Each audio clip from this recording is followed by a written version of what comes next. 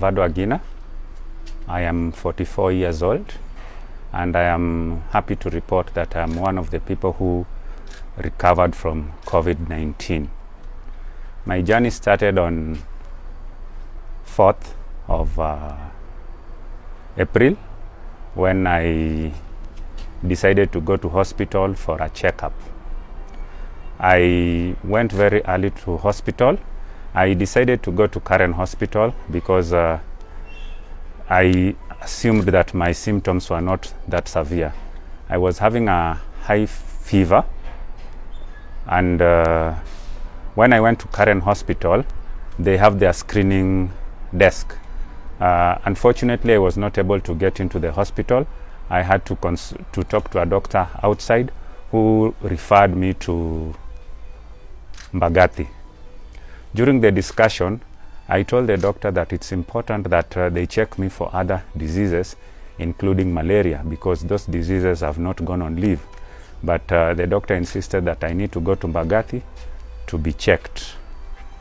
Since I had left the house, I had not informed anyone where I was going because I just felt it was like a normal fever that would subside with time. I was given a referral from Karen directing me to go to Mbagathi. I decided to come home first before going to Mbagathi because I had not even told my wife or my kids where I had gone. I came back and I stayed in the house and I was thinking about it. Then I decided to call my employer to find out whether I can seek alternative treatment elsewhere, and they approved me going to Nairobi Hospital.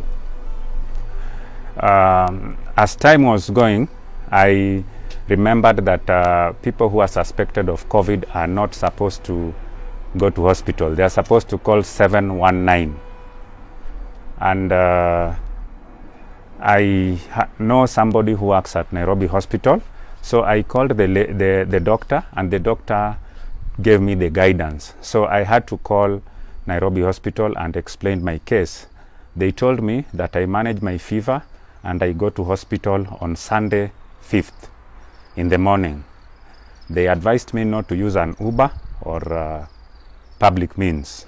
So I used my personal vehicle. I went to the hospital and I requested whether I can also be checked for malaria because I felt that assuming that I had COVID was a bit on the extreme. The hospital fortunately agreed to take my sample for malaria, and malaria test is usually very fast, and within no time the results were out. So what was not available at that time was the COVID result.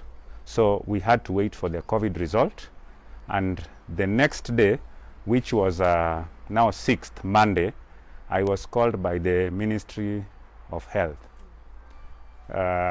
It was at around 12 o'clock. This lady asked me for my details, including ID number and my last place, and she also asked me who I had contacted.